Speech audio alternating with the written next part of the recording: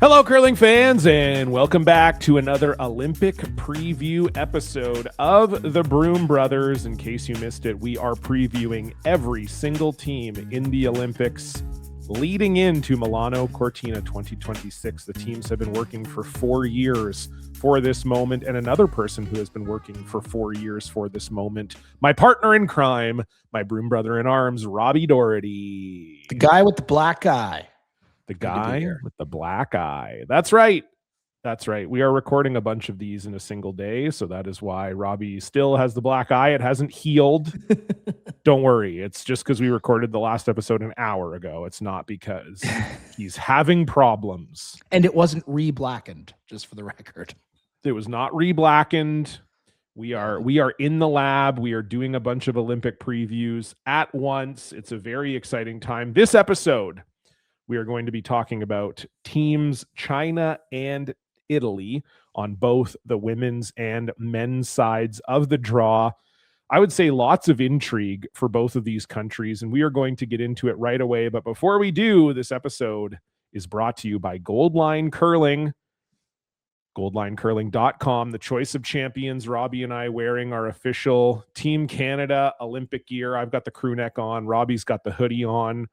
If you're a Canadian curling fan or you just want to look cool, head on over to goldlinecurling.com. They've got all your Canadian apparel. Also, Scotties coming up. There'll be some Scotties apparel on the website as well. Or if you're in Mississauga, be sure to visit the Goldline booth.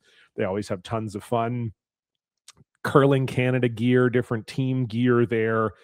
I think, people don't necessarily, I think sometimes people think of Goldline as equipment only. You know, it's brooms, it's shoes, it's whatever, but lots of very great and cool apparel as well. They've got Pride merch, United We Curl stuff. Take a look. The choice of champions, goldlinecurling.com, and you can look. Well, you know what? We can't guarantee this. I was going to say you could look as sexy as me and Robbie, but I knew what you were going to say. I don't think we can guarantee that because you and I are two very hot guys, but two very hot washed guys, but we can guarantee you'll look better at the very least. Maybe not as sexy as me and Robbie, but better at the very least. And feel better. Like, I don't know about you, John, but I got a pair of joggers, like pants. Those are my favorite. Those are fantastic. They gave me a pair of the joggers as well. Yeah, I feel so hip and with it, and just really looks those cuffs on the bottom of the pant. Yeah, like I feel like I'm just kind of back in the cool world. You know what I mean? Like, you are back. You're back in the cool world, man. Like when I hit the grocery store with those joggers and my Nike Monarchs on, it's a different world. And people clear like you're the aisles. Seeing everything again for the first time. Yeah. But to be totally honest, super comfortable. I wear them all the time. And it's as I told you earlier, there's 30 centimeters of snow that surprisingly fell down in our little PEI world. That happens quite regularly. And I've got a lot of shoveling to do tonight, and I'm going to be looking to get in those comfies as soon as I can. And I know which joggers I'm going to. So thank you, Goldline, for those. GoldlineCurling.com, the choice of champions. Check it out for all your curling apparel needs. All right, let us get to our second batch of Olympic previews. If you didn't listen to the first one, Robbie and I are going to be previewing 4 teams. I'm going to give you a rundown of each team before we get into talking about them in detail. So I'm going to tell you their world ranking. I'm also going to tell you their ranking on doubletakeout.com, which is Ken Pomeroy's ranking website that takes into account strength of competition. It's a very interesting, and I think some curlers would say more accurate depiction of where teams are, not just points. We're also going to take a look at ShoreView Analytics. They put together an analytics model. They do the modeling for Curling Canada. They did one for CBC, where we'll talk about their percentage chances of winning gold and making the playoffs.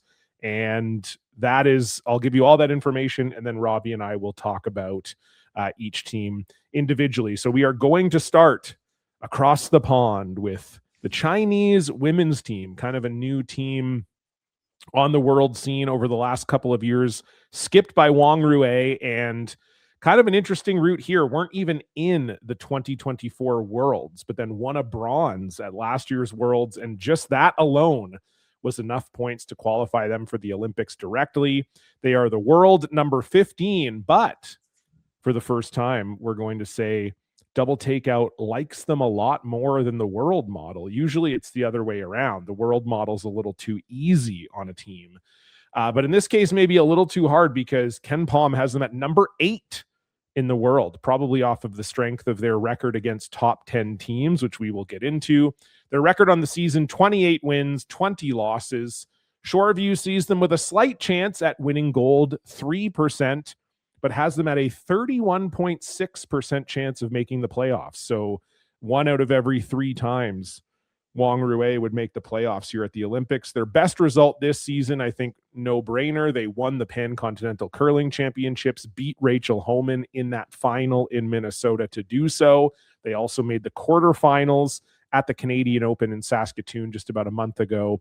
As we record this, Robbie, I'll throw it over to you. I've kind of already said it, but this is sort of a team we almost don't even really know that much about. They've only just kind of come on the scene over the last few years, but their last few years have been very, very good. Yeah, well, that's why you bring in the experts to discuss this stuff. So my official statement is I have no idea. No, I'm just well said, my friend. Well said. No, we've seen Wang Rui at a couple slams this year. The one thing I will say, and as you mentioned, John, it's not like we've been following this team for 4 years, so I don't have that much kind of background or anything too in depth to offer. But they're a team to me that is very, very technically sound. Like they all throw it very, very well, but they also throw it very similar. And I think Wang Rui, that gives, her as the skip and the whole, not just the skip, but the team in terms of judging weight. And there's just a lot of consistency on that team. Now, with that said, they don't have that game experience over this quadrennial. Like a lot of the teams have. They haven't been playing every weekend. They haven't been kind of going at it for every weekend for 6-7 months sort of thing, like some other teams have over the past 4 years. But with that said, this team has beaten everybody. You mentioned it. They won the Pan-Cons, beating Rachel Homan in the finals. Rachel Homan, they're in the double digits losses this season, but they're a team that literally has posted up the greatest win-loss record in the history of curling, 2 seasons in a row before this one. And I mean, let's just be honest, they're Rachel friggin' Homan. So, or Team friggin' Homan, I should say. So I think this is a team, John, that it's hard to talk about. Like on our previous episode, we were kind of similar on where, teams would end up. Like, you and I would both kind of have consensus, like not really a chance at a medal, but, not going to go below this. This is a very tough team to try and place because they've beat Rachel Homan, not just beat Rachel Homan, but beat her in a final. And at the same time, they're 28-20, number 15 in the world. So it's not like they're knocking on that door to like take down Tirinzoni to move into that second spot. So I think with the little game experience that they've had over the past couple seasons, or excuse me, I should say the seasons before this one, because they have played quite a bit more this year. I just think it's natural that there has to kind of be 2 versions of this team, a struggling Team Wang Rui or a very strong Team Wang Rui. The Olympics, we talked about it on the last episode quite a bit. It's a different world. The distractions, the light are everywhere. The lights are brighter. There's, dozens and dozens of sports going on. It's a big team atmosphere. It's just unlike nothing that they've seen before. Or, I shouldn't say seen before, but something that they're just not used to going in, week out, like a normal Bonspiel or even a Grand Slam event or even a World Championship. So I think this is a team that, we don't know about, but at the same time, a lot of the other teams, I'm not saying they don't know anything about them, but they certainly don't have, the notes and the experience that they would, of a team that has been around the slam scene every year, every event for the past quadrennial. So they could surprise a lot of people. It's very rare you see them ever, buffoon a shot. Like if they miss, it's very rare it's a 0. They're one of those teams that, they might not make everything, but they're close on everything. And that can certainly add up. And it could be a very, very scary team for teams to play against. Yeah, I think you kind of nailed it there. It's inconsistency. I think they're still a young-ish team. I mean, Wang Rui herself has been around for a while. I think has been in some world championships like 10 years ago, but has quite a young team in front of her. And so I do think consistency is a bit of the challenge. I think also I've called a few of their games. Strategy is a bit of a challenge as well, I think, at times. Again, a younger team. Not that Wong is young, but just again, they're kind of finding their way in the world stage. As we talked about, like 2 years ago, they were ranked 50th in the world. They barely played. There was kind of something going on with the Chinese Sport Federation. I don't know exactly what, but there was a couple of years ago, where they didn't really send their teams off to play that much. They mostly stayed in China. That includes Xu Xiaoming, who we're going to talk about a little later on in the episode. But yeah, you look at the world rankings, and 2 years ago, they were ranked 50th in the world. Now we're seeing them, in all of the slams. As I said, Ken Pom has them number 8. And that's really what I want to focus on. And you mentioned it, even, beating Rachel Homan aside, they're 8-9 against top 10 teams this year. And that might seem not great, but only 4 teams in the world have a winning record against top 10 opposition, right? Because most of the time, if you're playing another team in the top 10, the teams are so closely matched. It's a 50-50 proposition or close to that. So, teams that we think of as really, really good teams, Satsuki Fujisawa, they're 9-16 against top 10 opposition this year. Akue Kitazawa, who we've seen in multiple slams this year, 2-20 against top 10 opposition. So when we say they're 8-9 against top 10 opposition, I know that doesn't sound great. That's a losing record, but it's actually very strong. And it's kind of what has propelled them into that top rank. And as we said, they beat Homan twice at the Pan Continentals, beat them in the round robin, beat them in the final. They also have a win against Fujisawa this year. They have a win against Kim this year. They have a win against Ksenia Schwaller.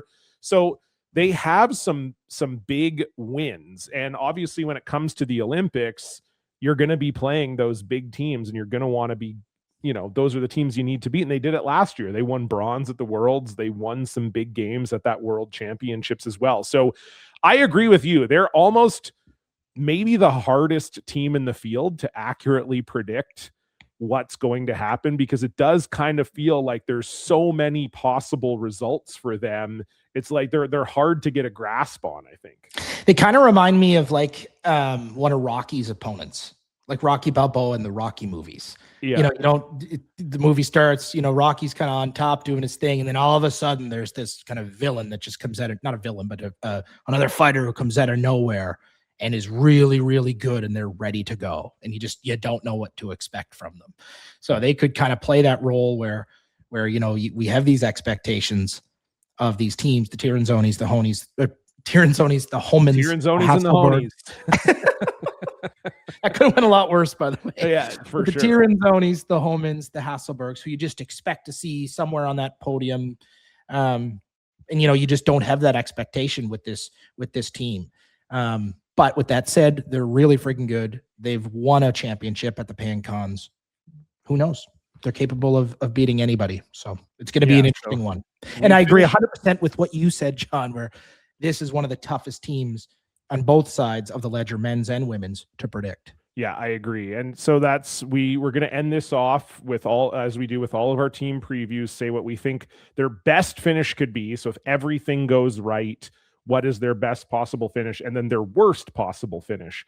If everything goes wrong and they don't have a great event, where's the worst spot they could end up?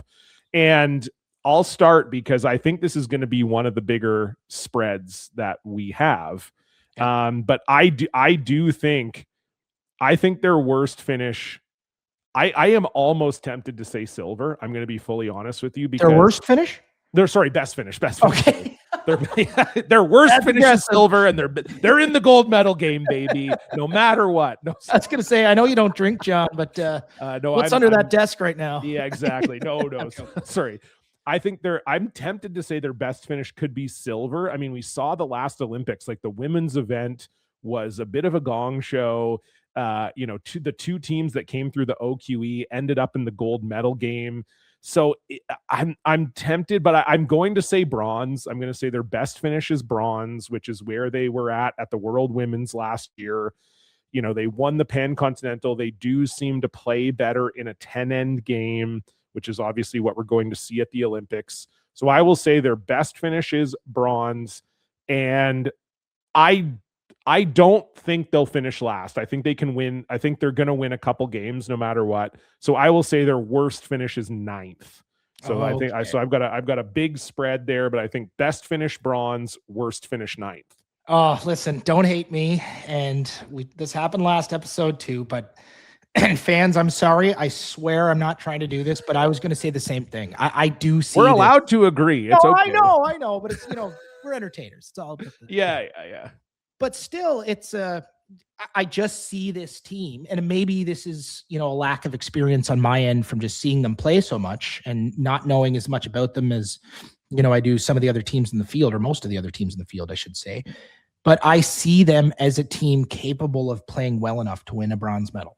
I don't see them getting through that semifinals to get in that Olympic gold medal game. But I can see them absolutely making playoffs, maybe taking that loss and getting it together and winning the bronze. I really do. Yeah. The only difference was I was going to peg them at 8th for their worst. Okay. I just was going to put them in the bottom 2. Yeah, that works. All right. Well, no, that's good. Don't be sorry. That's a compliment, by the way, to them. Exactly. No, it's exactly. Hello, everybody. John here. It's just me. I'm recording an addendum. I can't believe we're doing this already. We had to do this a couple times last year when curling news broke after we recorded, but we recorded this Olympic preview a week ago as you're listening to it. And as we get into the preview for the Italian women, the news had not yet dropped. Some big news. You might have seen it online, but if you haven't, a little bit of controversy. So this Italian women's team for this entire quad has been a 5-person unit. It's consisted of Stefania Constantini, Giulia Zardini-Lacidelli, Elena Mathis, Marta Lodeserto, and Angela Romay. And they've been pretty much a 5-person unit. Elena and Stefania have played basically almost all of the games, but the other 3 have been rotating in and out of the lineup either as needed or if other stuff's going on, like Giulia was at the university games last year, so Angela filled in at that time. Like, they've been a true 5-person unit. And we learned towards the middle of last week, after Robbie and I had recorded, that Angela Romay will not be a part of the team at the Olympics, that she is being replaced by Rebecca Mariani. Now, there is a little bit of a controversy there because Rebecca's father, Marco, is the director of Italian curling. Rebecca's 19. She has some experience. She's also played at the Youth Olympics. She's also been to the World Junior Bs, but hasn't really played much with this team.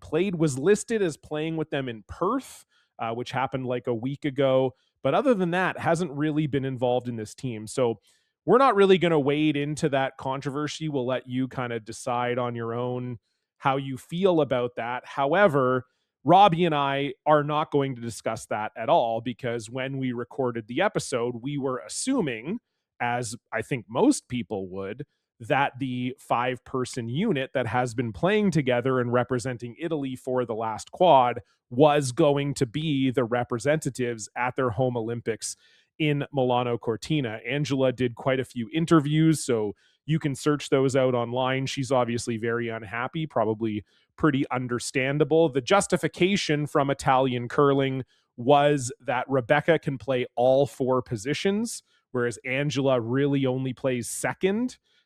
Usually when she slots in the lineup, that's where she plays. I believe she's played a little bit of lead as well, but strictly a front end player. And the justification coming from Marco Mariani and the Italian Curling Federation is that Rebecca can play all 4 positions. Now, whether that's true or not, I guess remains to be seen, but that is what's going on with this Italian team. So you are going to hear Robbie and I talk about Angela as though she is a part of this team at the Olympics, but she is not. And also, I kind of feel like this news coming out a few days after we recorded it actually backs up a lot of the points that Robbie and I are going to make about this Italian team. So without further ado, we are going to get back to our regularly scheduled preview of the Italian women's team, but just wanted to record this little tiny addendum so that you know that Robbie and I are not insane people. We did see the news drop, but we recorded before it did. All right, to the preview. Hope you enjoy. All right, let's move on to our next previewed team. We're heading over to Italy, the host country, this team did not have to qualify for the Olympics, which, a couple of years ago, we might have said, well, that might not have been a worry. But the last few years hasn't been so kind to Stefania Constantini. They're a team that's coming into the Olympics, and I would say flagging a little bit, particularly compared with what we're used to from this team. But they are currently 29th in the world rankings.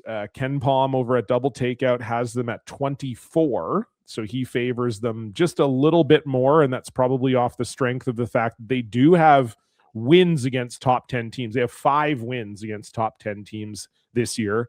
They have 14 losses, but 5 wins against top 10 opposition. Shoreview has a very negative view of their chances. They peg their gold medal chances at 0.1% and their playoff chances at 8%. Their best result this year, they made the quarterfinals of the Tour Challenge. That was back in October in Nisku, but really has not been a great season for them on tour. They have played now in 11 events or 10 events. They've only qualified in 3 of those 10. Hasn't been a great year for Constantini, but they are the home team. Robbie, does that mean anything? Can they turn it on for the Olympics, or is this just they're scuffling and they're going to keep scuffling? Yeah, unfortunately, I just, there's something just not clicking in my opinion with this team. 4 good curlers, great athletes, great players on the team, but I don't know what that team is. We've seen them change their lineup literally consistently so often, and I know, I haven't spoken to them directly about this, but I've heard from a few people that that's just kind of what they do. You see Julia playing lead one day, and then the next, and they beat someone like Tirinzoni or Homan or Hasselberg, and then the next game, she's playing third, or vice versa. And to me, there's been no kind of sense of consistency with this team. You never know what you're getting. And after 4 years, I just haven't seen enough out of this team to think that they are going to do it for the first time now and put that really good version of Constantini together for 12 games in a row, 10 round robin, a semifinals, and the medal game. In my opinion, it's just not there. I think that I just don't think in today's version of curling, you can be changing your lineup that much. It just shakes everything up. We see them getting in trouble with the time clocks quite often. It seems like a lot of times Stefania, who is capable of making some huge shots, by the way. For sure. I've seen her over the years. She's a shooter. I'm not trying to take away their talent.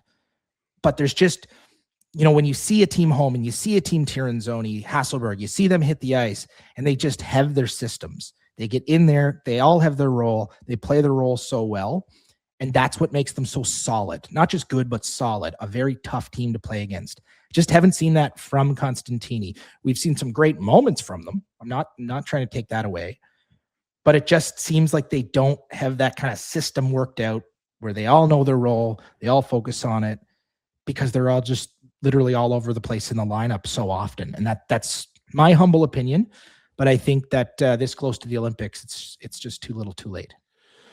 I agree. And I at the risk of echoing everything exactly that you have said, I really do agree that the consistency is a huge issue. And I do think in a lot of ways, they've brought it on themselves.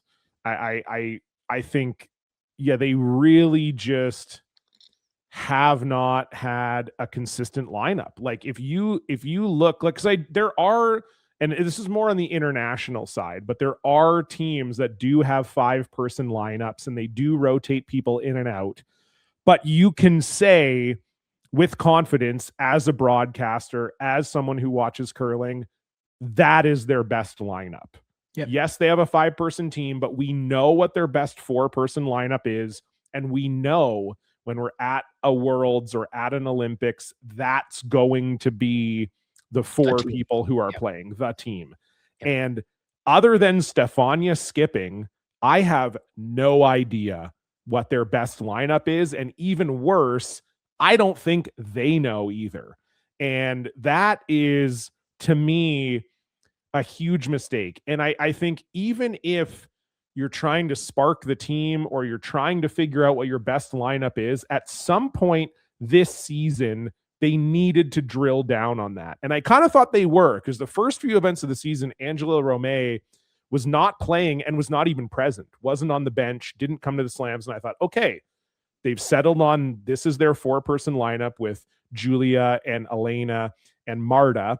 And then all of a sudden, Angela started showing up again and was playing, wasn't on the bench. Wasn't, and we didn't see Marta. And I was like, okay, so yeah, it just, I thought at some point this year, they were going to just put their foot down and say, look, this is the lineup. That's it. We've decided, and we're win or lose. This is the lineup we're going with. And they just never did that. And I think that's scary. I mean, that's scary going into an Olympics when you don't know what your best team is. And then does that invite you start 0-2 or 0-3? And are you going to start juggling players throughout the lineup? Like, I just think that has been a huge issue for them. I also think the mixed doubles question is a heavy one too, because there's a lot of pressure internally in Italy on Stefania and Amos. They're the defending mixed doubles champions. They are at home. And I know I've heard from Ryan Fry and some of the Italian players, like, they're getting written about a lot at home of like, this is a medal favorite. This is they won the gold last time. They just won the world mixed doubles championship 8 months ago.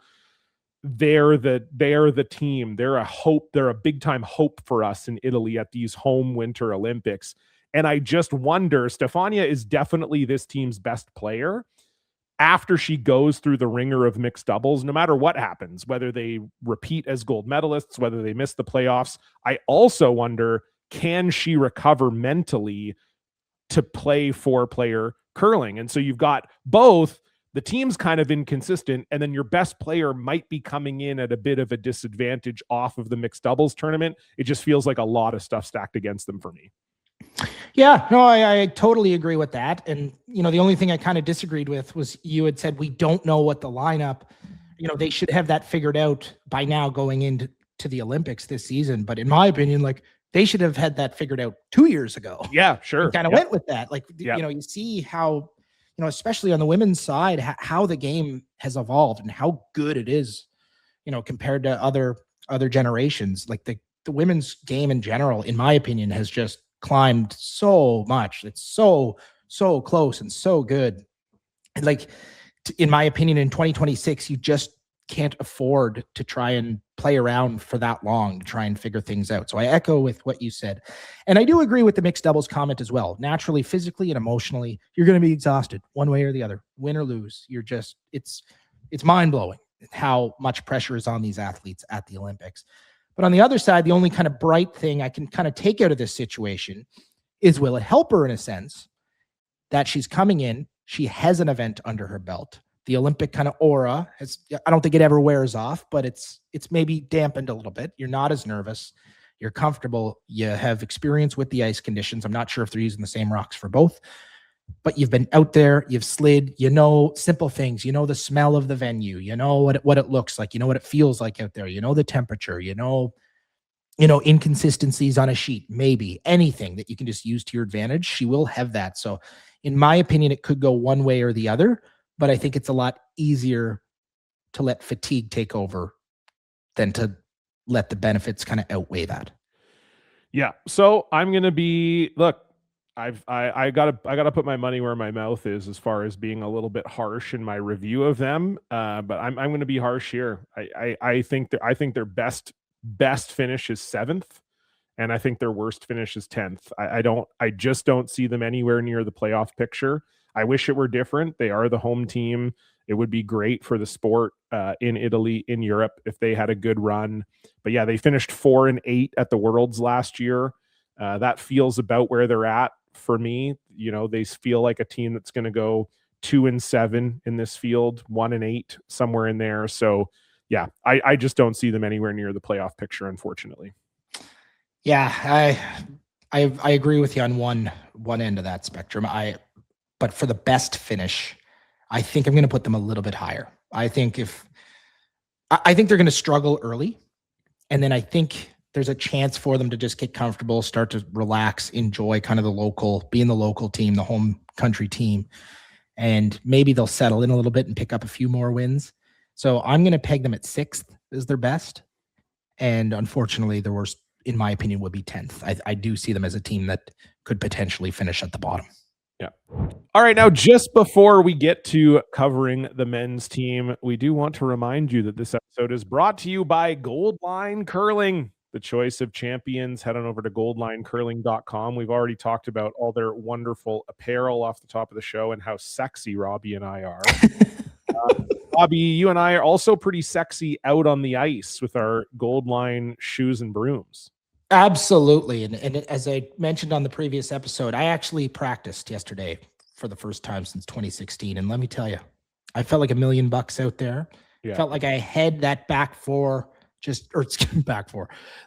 foot just in my back pocket. Hey, be true to your curling totally career. Wrong. If you had the back 4 dialed, that's good for you. Yeah. No, but honestly, just very comfortable, very solid equipment. And it's made a big difference so far anyway with my, one practice, but super and sexy. I'll tell you. I got my Momentum bolts. They're blue. They look awesome. I've gotten a bunch of compliments on them. Yep, they're just a damn good looking shoe. And I don't like to be not hot at any moment. So why sacrifice in curling hotness? You don't have to. No, I feel like I'm 36 again out there. It's wild. God. I would love to feel 36 again. But if you want to check out all of Goldline's very sexy and very functional curling supplies, they've got everything there for you. Brooms, gloves, pants, shoes, hats, joggers. They got everything. So check it out. Goldlinecurling.com, the choice of champions. All right. Well, we will flip over to the men's side, and we're going to review the same 2 countries, but just on the other side of the sheet. And we'll start with the Chinese men, Xu Xiaoming. Again, another team that's kind of found their way onto the world scene over the last few years. Xiaoming has been around for quite a few years now. I can remember playing him back in my old playing days. This is his 3rd Olympics. But hasn't been to the Olympics since 2014. So he went in 2010 in Vancouver, went in 2014, 12-year layoff, and now he's back with a young team. It's all of their first Olympics. They are the world number 11 coming into the Olympics. Ken Palm has them at number 16 at doubletakeout.com. Their record on the season is sitting at 37-29. So a winning record, but close. Shoreview has their gold medal chances at 0.5% and their playoff chances at 14.3%. They have a couple good results this year. Obviously, they won at the OQE. They were the second team through the door, beating Japan in that last chance game after losing to Casper. And then we just saw them have a great run in Steinbach. They made the semifinal at the Players' Championship. So yeah, what do you make of this young Chinese men's team, Robbie? I like this team a lot, and I think the difference I find between Xu Xiaoming and Wang Rui is that I feel like Xu's team is just a little bit more kind of consistent in the sense that they work as a team. Like they kind of what we talked about in Constantini. Everybody has their roles. Like everybody, like the top teams kind of know what they're doing coming in. And this is kind of that 2008 to 2012 era of experience the back end, young front end sort of thing. Like what we saw with Kevin Martin and Johnny Moe at third, but then Ben and Mark at lead. And then of course, Rich and Glenn and Langer and Saville. To me, it just kind of has more of that feel where the experience and is there, but also they're all great shot makers. Let's just put that way. And what I said about Wang Rui, I kind of echo that discussion in the sense that you can tell that this team has practiced a lot. Like they're very, very technically sound. They all throw it very similar, and they don't buffoon a lot. They lost the semifinals at the Players, but they lost to Kyle Waddle, who was running a heater. But they came damn close to stealing that extra end. It was either the 8th end tied up or the extra. But Kyle chose not to draw, and I think he try to pick. He could only see a little bit of it, but like one inch wide, and that thing's gone. So anyway, they almost won that semifinal, almost saw themselves in the finals of the Players right before the Olympics. So that tells me that this team is full of confidence. They're ready to play. And I think that they just could be tough. But Xu Jiaming, he, to me, is the definition. And I think what you had said, that he played in the 2010 Olympics, played in the 2014 Olympics. He's not somebody who lets emotions get the best of him. Whether he makes, an in-off for 4 or he gives up a steal, he usually has the same reaction. And that, to me, just says experience. It says lack of intimidation and just very good at staying in the moment. So I think this team, I'm not going to sit here and say that, oh my gosh, put them on the podium now, they're going to be a medal winner, but they're going to be very tough to beat.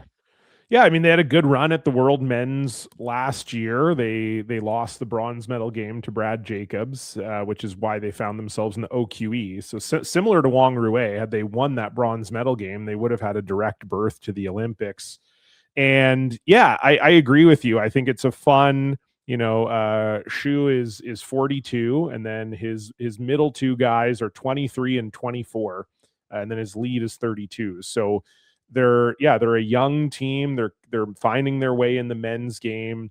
I really do think that, they're a team that could surprise. As we said in the Worlds last year, I think they were a little bit surprising to teams. It was a little shocking. I think teams thought like, wow, China's playing us harder than we thought, because they weren't really in any slams last year, right? Like they were kind of similar to the Chinese women. They didn't play a lot on tour in 23, 24. And then last year, they really put the pedal to the metal. And by the end of the year, people were seeing them play at the Worlds and going, holy shit, this team's pretty good.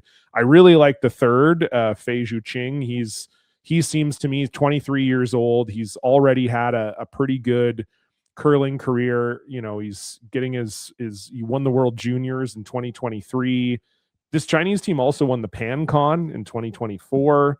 So, there's experience for this team that we maybe don't see because we're not as familiar with them. But there's some really, really strong results at the world level, at the top of the game.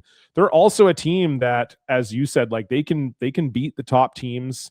They are only 4-14 against top 10 teams this year, so not a tremendous record, but we saw it at the Worlds last year. They are a team that can come through and beat the top teams when they need to, and they have really close games with top teams as well. They're just, I think they're a team that is really going to be in the mix, and they've beaten a lot of top teams lately, right? Like a lot of their wins against top teams came at the Players. They beat Schwaller, they beat Mowat, they beat Retornaz, and they beat Casper at the Players. Mm-hmm. So you're talking about 4 teams. So that's their 4 wins against top 10 opposition came last week. Yeah, and they were literally 2 inches away from the final. Exactly, and Waddle, another top 10 team. So I really think that there is something there. Again, I think it's something that we've kind of talked about. Are they a little too young? I mean, I know that obviously Xu is older and has that experience, but just like down the lineup, are they a little too young?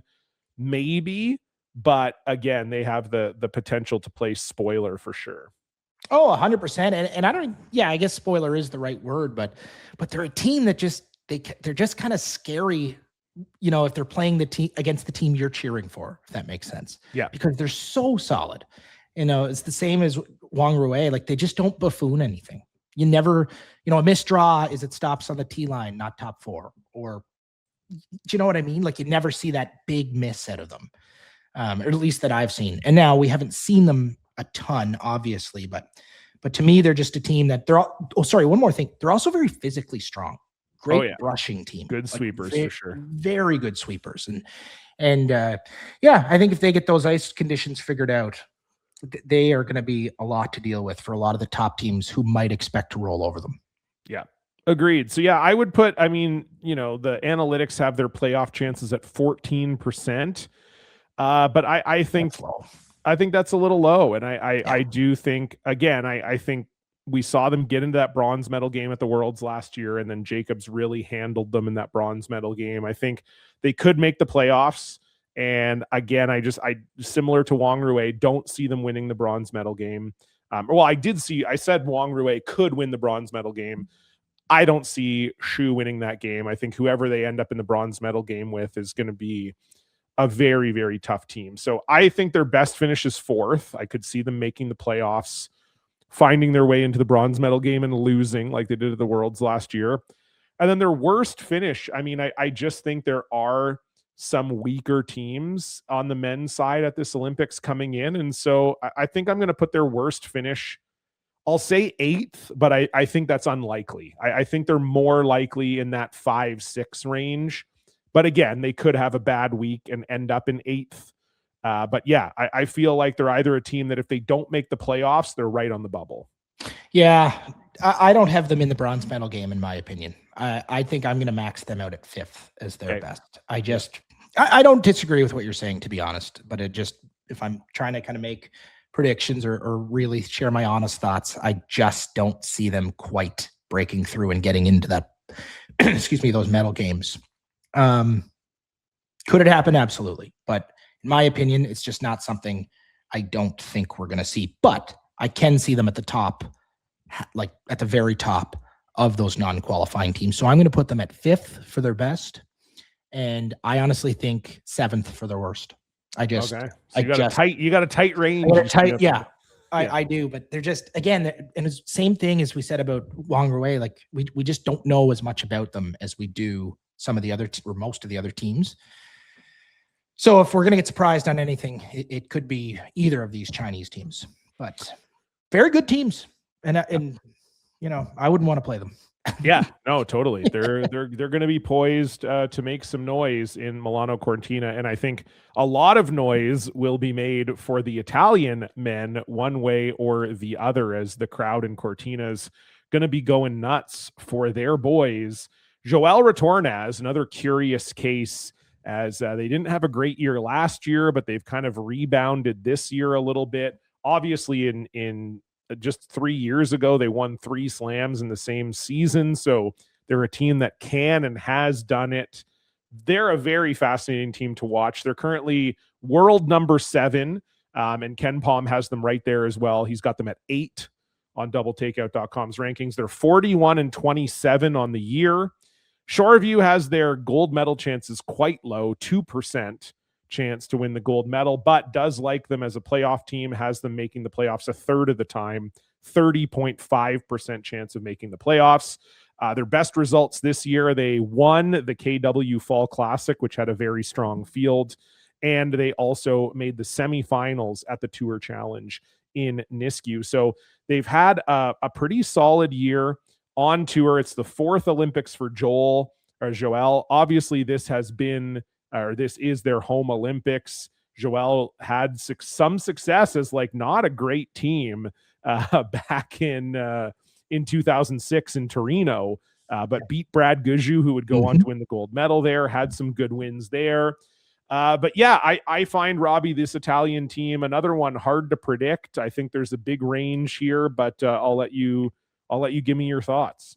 No, I agree. Big range for sure. The one thing I like about this team, and I've always really, really enjoyed not just watching them curl, but just in general, great group of guys, just very, just a good crew, a good hang. You know what I mean? For sure. And but they've been fun to watch. And yeah, you mentioned that year they won the 3 slams. Was that 2 seasons ago or 3 seasons ago? 2 seasons ago. Yeah. And they were dominant. Like they were, when directional sweeping really became such a big part of the game, I feel like, well, not only because of their size and strength, but they were, in my opinion, the team to do it best first, if that makes sense. Yep. And so they always kind of had that luxury of a little bit more wiggle room on things. The foam issue, we're not getting into that, for help me God. We're not talking about that, about brooms or we don't have time. We do not have time, nor do I care anymore. But it's just like they were someone who really managed their stones well, and they still do that. I think other teams have sort of caught up a little bit, and they're certainly not as dominating as they once were. But the one thing I like about this team is I thought last season they struggled, and not just on the win-loss record, but they just didn't look like their old self. And it kind of felt like this year they got their mojo back a little bit. They're just throwing with a lot more confidence. We haven't seen that big win, but that's not to say that it's not coming. And for someone like Joel Retornaz, I always think of him as Jean Girard from Talladega Nights. Like he just came out of nowhere from Europe and started dominating the Grand Slams. Yeah. And he he's just one of those guys, like speaks 6 or 7 different languages. Yeah.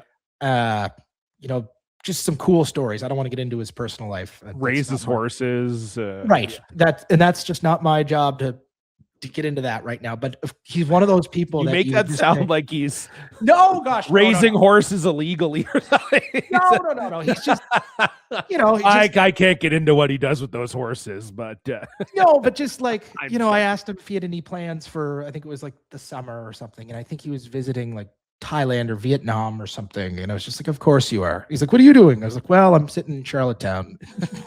Yeah. He's just one of those cool people. And he's one of those people that I look at him like, oh yeah, of course he'd win an Olympic gold medal. Like, of course. He's Joel Retornaz. But in all seriousness, that team, Ryan Fry has them ready to go. They look good. They haven't had that big win, as I said, but that's not to say they can't. They're in front of their home country fans. They're going to be loud. In my opinion, this team is going to be extremely tough at the Olympics. Yeah, I think it's just positive that they're playing better this year. And I think if you look at the records, like last year, they were still a top 10 team, but last year against top 10 teams, they were 7-23. And this year against top 10 teams, they're 13-16. So they're starting to be able to compete with those top teams again. And I think that's what we saw out of Retornaz last year. Like they didn't go far in the slams because obviously when you're at the slams, you're playing all the top teams, and they couldn't get wins at slams. Like they were just having such a hard time. They missed the playoffs at a bunch of them. This year, though, they're back, right? Like they're beating top teams. They're making the playoffs at slams, making a semifinal run in Nisku, and they just look better. They look more themselves, more like the team we saw win 3 slams in 2023-24. So yeah, I agree. And I think the home crowd is going to be big for them. I think they're going to have a ton of support with that, being in Cortina, and that's kind of in the mountains, and all the guys are from in the mountains too. Like the sense I get is if you live in the mountains in Italy, it's like a different deal. It's not the same as like living in Florence or Venice or Rome or something. It's like it's a little bit of a different deal. So they're gonna have their mountain men and women on their side up in Cortina. But yeah, no, I really do agree. I think the sweeping makes everything possible for them. You got Sebastiano and Amos, 2 of the best to do it. And like I say, I just think it's good for the sport when the home teams at Olympics are good and are competing well. And I also think it's really good for the sport when it's not maybe a traditional curling power. We're going to Italy, and obviously Retornaz has been good and Italy's had some success in the past. But I think when we're thinking about, if Canada's at home, you think, oh, well, yeah, they're a favorite anyway, who cares? But it's kind of fun when it's like a, off the beaten track, maybe not a traditional curling power, that's going to be the home team that does have a chance to compete for medals. Yep. I think all of that is really exciting, and I'm excited for them. I think they're in a good headspace, and I think they're going to be in the mix. Me too. Couldn't agree more. And the other thing too that we didn't mention yet is Amos also coming off that mixed doubles. So it'll be interesting to see how he rebounds the same way we talked about Stefania. But I do think that Team Retornaz compared to Team Constantini certainly has a much thicker foundation, if you will, as a team. Oh yeah, definitely. Yeah. So I don't think it'll be as much of an issue for them. And the other thing is Amos isn't throwing the last one.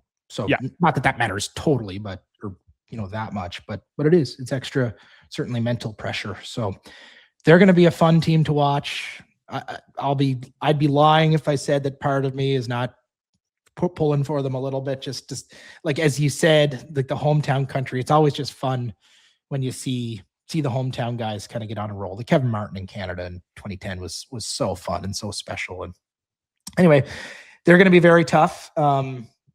Yeah, we'll get into where we think, but I think come the end of the week, we're going to be hearing that name Retornaz.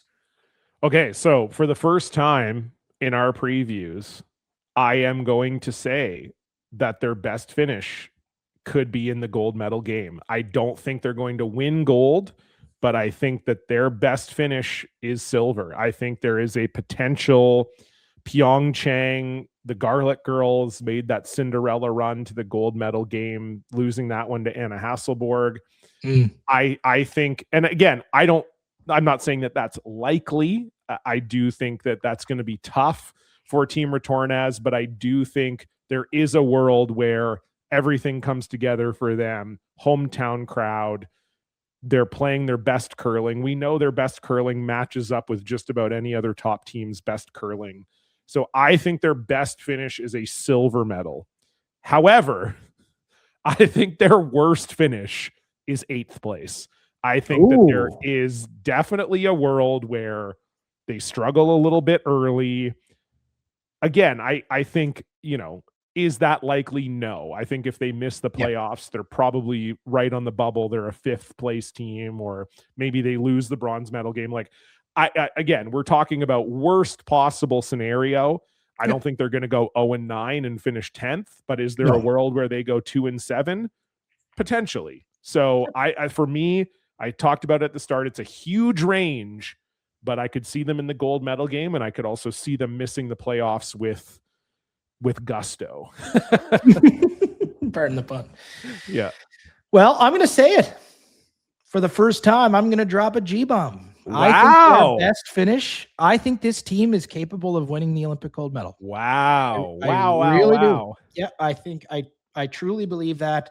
Since that year, like that was the first year I worked on the Sportsnet show, and I just kind of got to know Joel pretty well because I interviewed him every friggin' final before the game and after the game when Hurley's 3 out of the 5. And that guy is just, to me, he's just, Brad Gushu was always kind of like this with me too. Like, you just look at someone and you just know that they are just high achieving individuals and they know how to accomplish their goals no matter how high they are.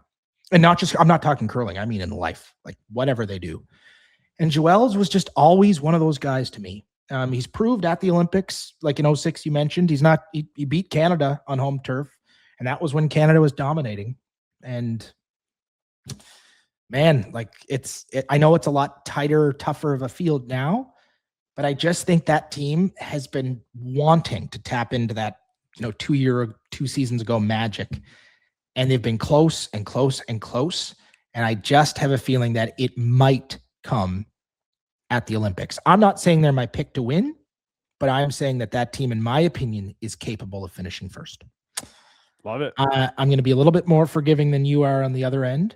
I'm going to peg them as their worst finish at 6th. Okay. I think that for me is like a doomsday, shit hit the fan, just brutal timing for everything, in your worst to come out, if that makes sense. But I think that I don't see that happening. I really don't. I see these guys in the medal games, no question. And I do think if they got hot at the right time, they're capable of winning it all. Love it. Love it. Well said. Oh, mamma mia. Mamma mia. Olive oil. Buona. Had a good time doing that. Stupid Olympic cheer with them on the Grand Slam of Curling socials. Well, there you have it. China and Italy in the books. Robbie dropping the G-bomb for the first time. Incredible. We'll see, obviously, how it all shakes out in a few weeks. We are going to be back with more previews, of course.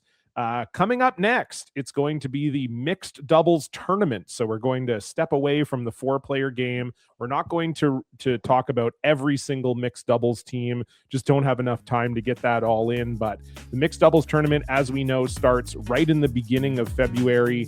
And so Robbie and I will be teeing up the mixed doubles tournament for you in our next preview episode. And then as the mixed doubles tournament is going on, you'll be getting the rest of the 4-person team previews as we look ahead to Milano Cortina 2026 here on the Broom Brothers. Thank you again to Goldline Curling for their continued support of this show. Check them out at goldlinecurling.com. Thanks to you, the listener, for your continued support of this show. You can Follow us on YouTube if you want to see a video of this episode and all of our episodes. They're all over there.